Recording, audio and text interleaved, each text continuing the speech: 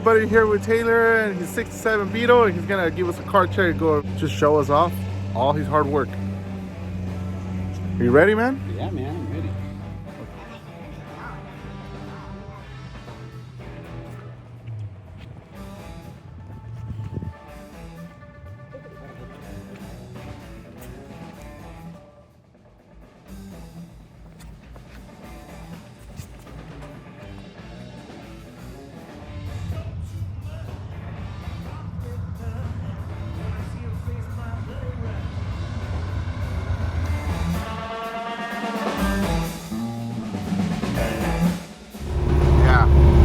Fourth gear?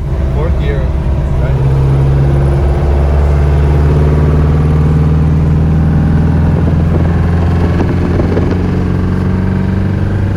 Drives like a stock car.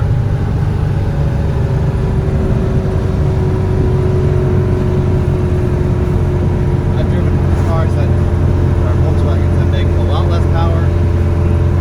Don't even drive that good. Just don't drive for shit.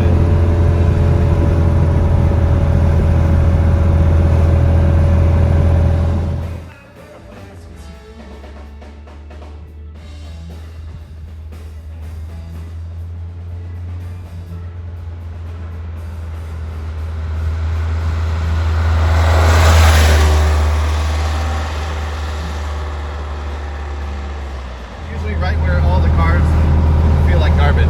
Yeah, you put your foot down and they go, arr. I mean, it just pulls out of it.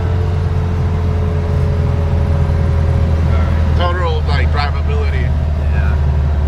That's what I built it for. You know, I could have put a big ass monster cam in it, but then I wouldn't be able to drive it. Go up here and hang out for a second. Yeah, like I see that happening between almost everybody in the class. Like everybody's still kind of like as much as they want to go fast and as much as they want to make their car into a monster, they're still like, but I still want to drive it, you know, like because they're still fun. Like you don't want to destroy it.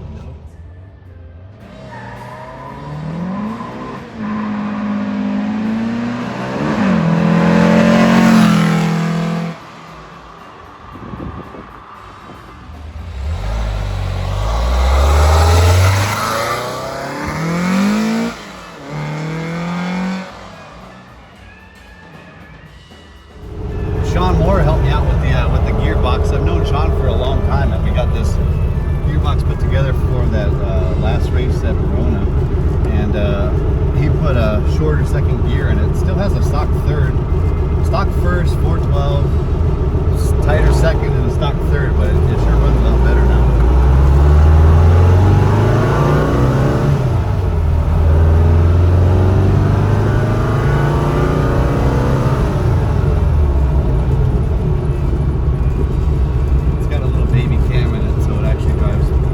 It's got a 110 cam, right? Yeah, it's got a 3/4 race 110. With the elephant feet, bro. Elephant feet.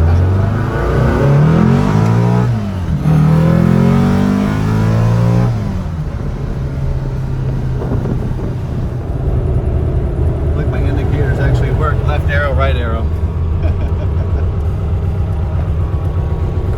Bunch of details. See what happens when you guys get focused in your garage to get things done? Wiring is actually something that a lot of people complain about and think is a big pain in the ass, but for a Volkswagen, it's the easiest. You just gotta do one thing at a time. You do one switch one day, the next day you do another one, and then another one, and you eventually finish. Yeah. Get the go to Kinko's, get that nice stock wiring harness picture. They'll blow it up on a 17 by 11 poster and put it in your garage. Figure it out.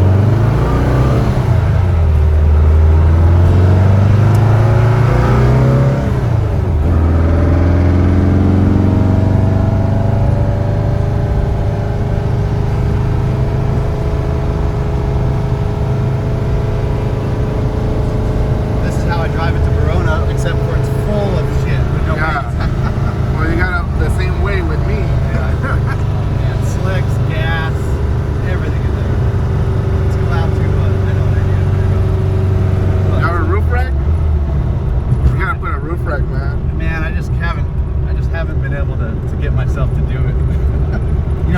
Young drives. He's got the roof rack. Yes. It looks awesome on his car. I just don't know if I can roll a roof rack, man. It's just not my thing. Yeah, roof rackers up. It's a different crew. It's a different car club. Yeah. Car scene. But it would be nice to be able to get some more stuff in here. Yeah, actually, the YouTube description of my channel says fast cars, none of that roof rack shit. Unless you have slicks on it, right? I mean, unless you're Steve. I mean, Steve Dalton. He drove. Oh yeah. He drove on the hot rod. Drag week. And he didn't need a roof rack, so I think we're good. Hold on here. This is fun out here. I got old school locks on here. Yes. Made in Japan. Yeah, because if you just bang.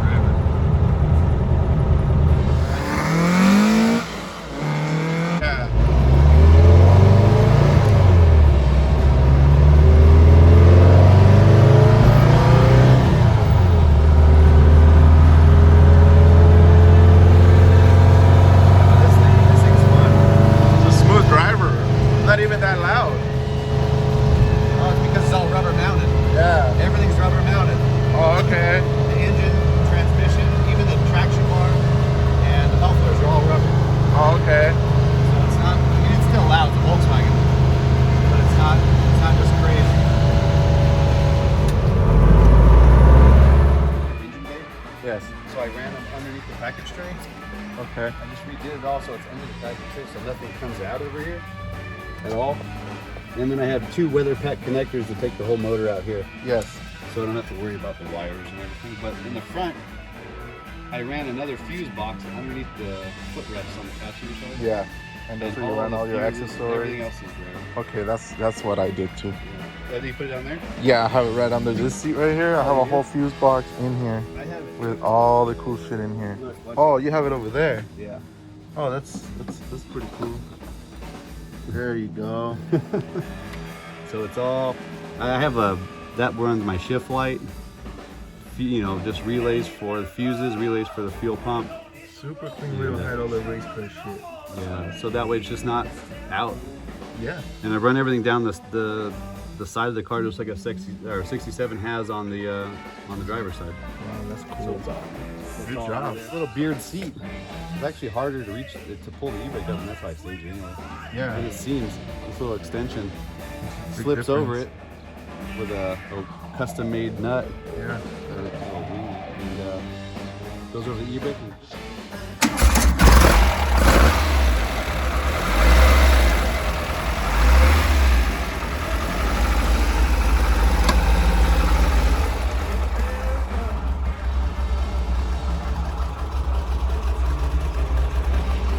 Gauges and things, and they are still orange needle. I had the gas gauge done so it would match.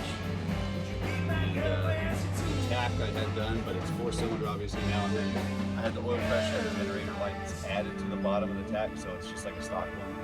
You can see it kind of at the bottom if you really look close. Yeah. And then the steering wheel, you know, I just love the way they look. There's actually a couple of things going on with that steering wheel. It's a funny deal. It's a 914 wheel.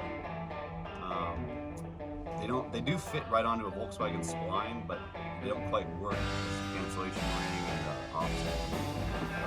Yes, yes, the little thing inside. Yeah, so I saw a picture of a 1973 911 RS. Has a 380 millimeter steering wheel like that, but with a spacer behind it. That's how it comes stock in a 73 RS. And so I saw a picture of it and I designed one. I kind of made it exactly how the RS was. And I had that machined. And then I had there's a spacer behind the wheel that houses the cancellation ring. So that all works stock. Yeah. And then it has the hockey puck and things. And so it's not just thrown out there. It's got a lot of thought into everything. A buddy of mine, Yoss, had the Riverside leather for the MP logo on there instead of the Porsche logo. Yes. He had some made, and me and him worked out a deal. I was happy to get that on there, so it didn't actually say Porsche on it anymore. Oh, this is the hood. I mean, honestly, it's just a bunch of details. Yeah, those are real 911. Well, who makes them, I think. Anyway, they're from a 911. That's an oil cooler fan. Oh, really? Switch and the oil pressure. Those are real Bosch push-pull switches from the 911. And then on the dash, of course, I just have little dumb things. But the last bug-in at OCIR was 3 days after I was born. And, oh wow! So I just like that. Yeah. I just like the dash. A bunch of details. Yeah. And special things. I know.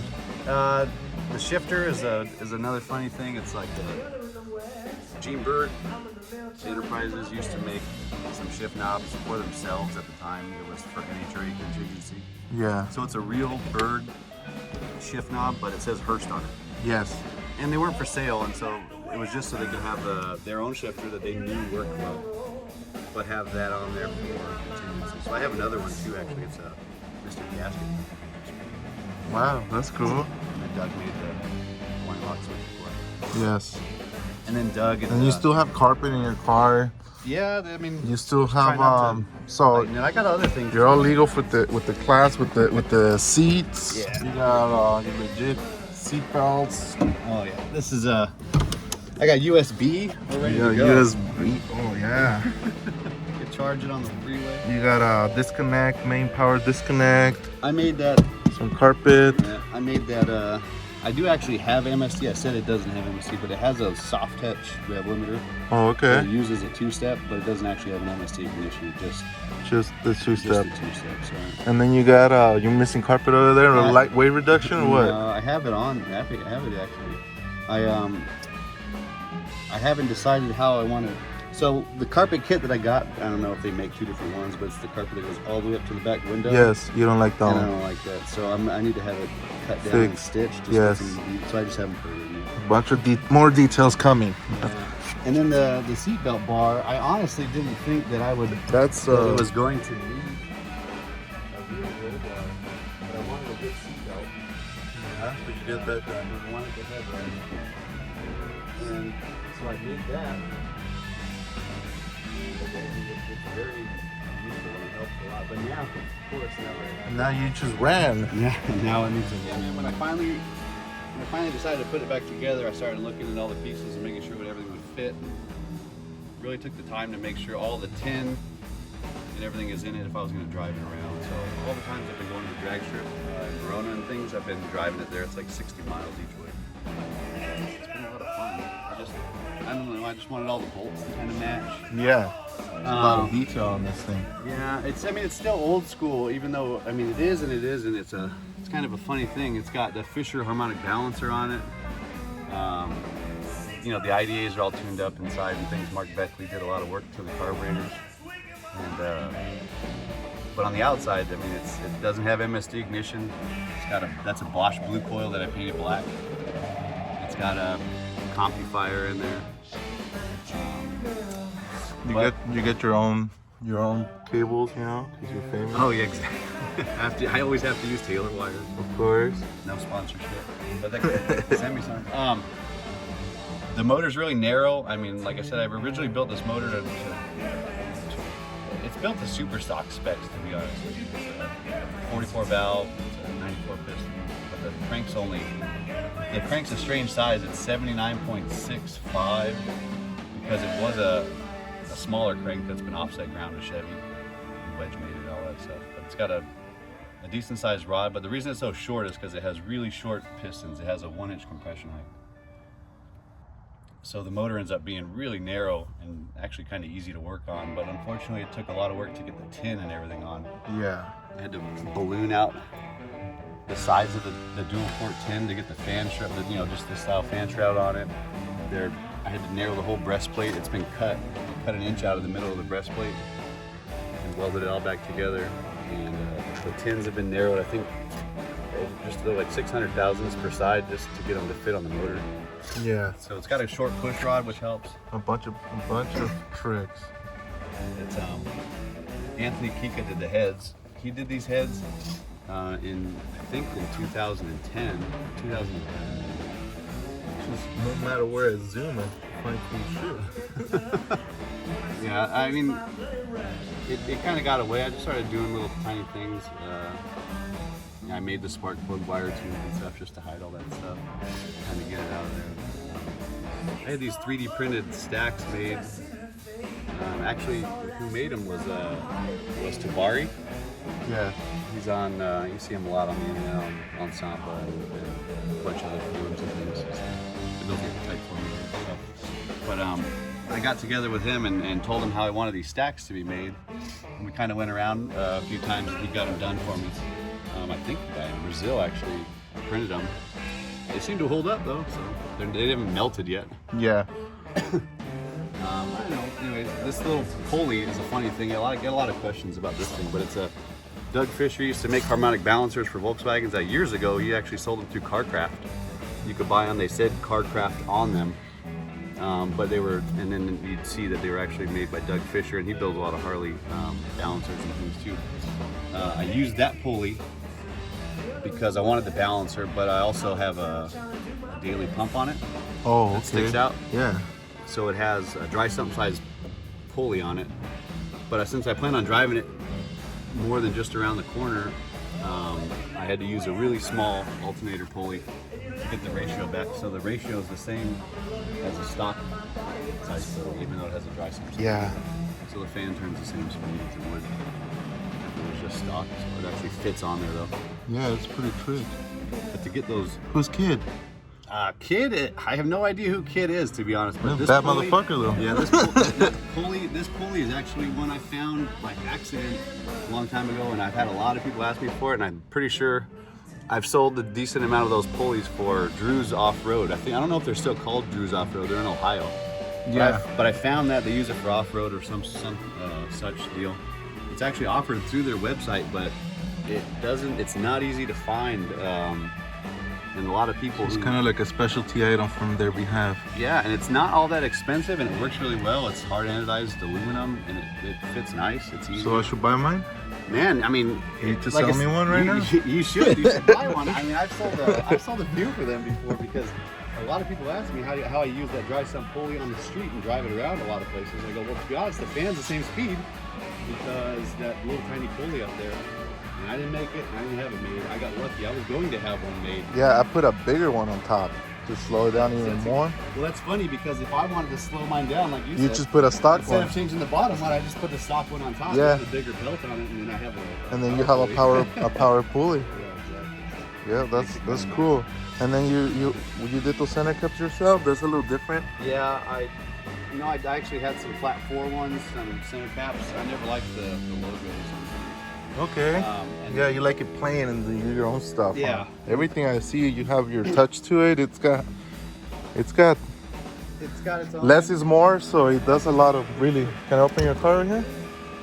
Okay, so let's go on this dashboard. This has been one of my favorite pieces on DKP cars, Because this is the only cars I've ever seen with these things on. Is DKP cars. I've seen 2 or 3 of them.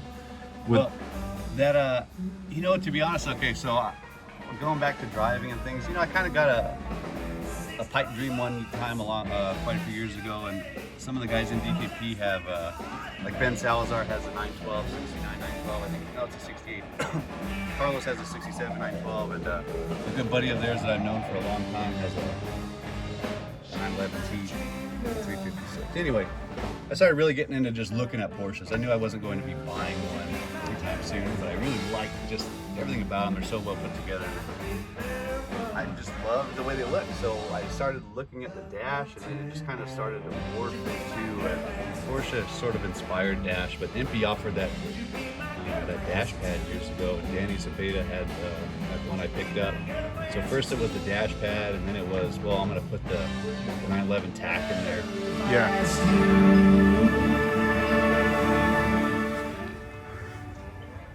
Me and my dad built a car for him. He's in DKP, and we built the car. It took us like 5 years to get this car done, just real slow. And I had at the time my old '64 race car that was just parked doing nothing, and I was messing around with motor parts and things, but I didn't really have a car. When we finished his car in 2008, he knew I liked this car. A local guy in Orange County. Well, it's actually in Orange County. He owned it. His name was Robert Moore, and I used to love it because it just wasn't perfect, and everything looked pretty decent on it. And it was just a cool little car.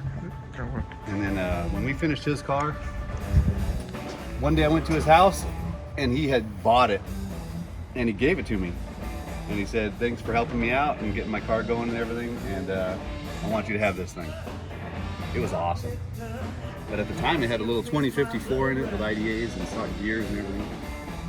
And I lived in Las Vegas at the time, and he lived in LA. And I said, you know what, I'm just gonna drive it home. Yeah.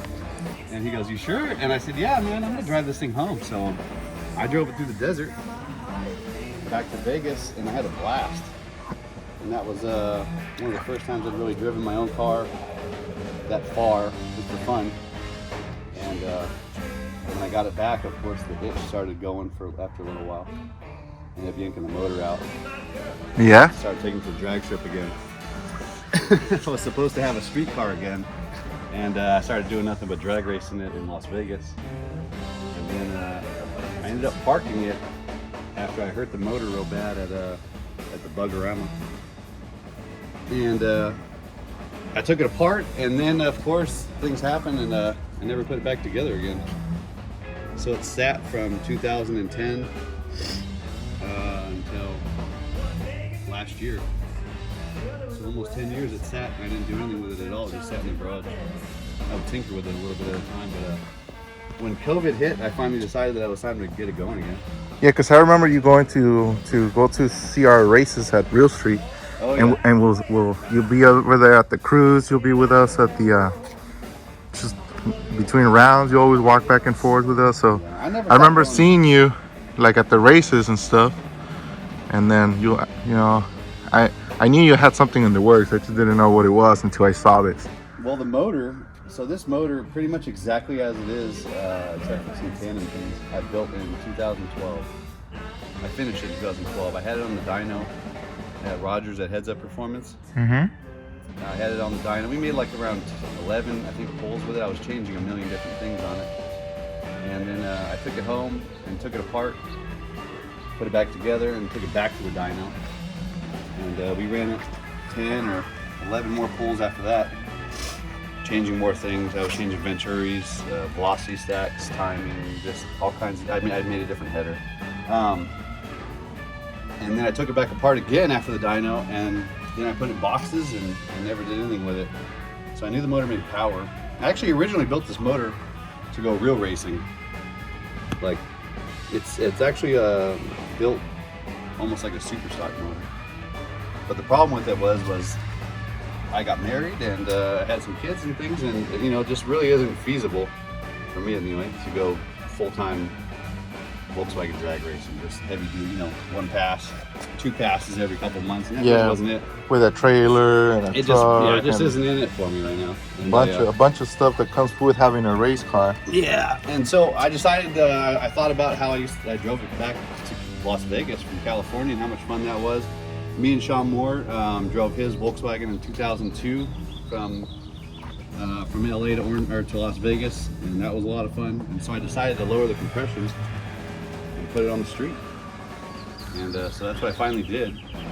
That's how I dynoed it too, with low compression pistons and things. And it made such good power. I knew it would be fast. I just never knew, you know, if it really had it. I didn't know how much power other people make and all that stuff. But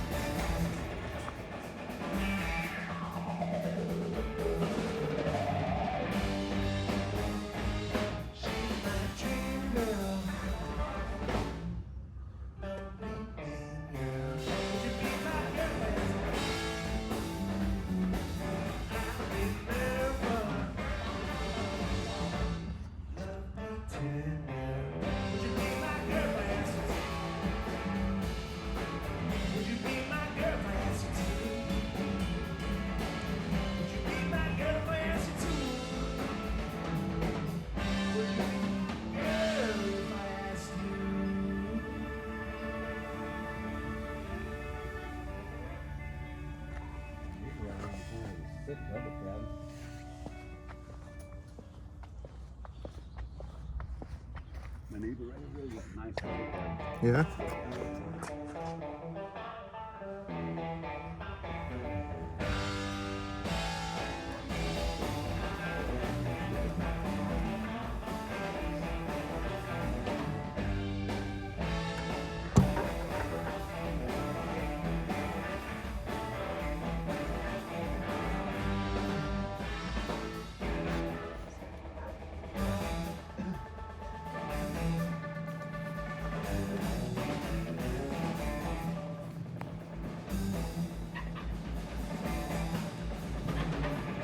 All right, man. Well, thank you for showing us your car and all the hard work and all the detail you put into it. It's just a lot of really well thought up.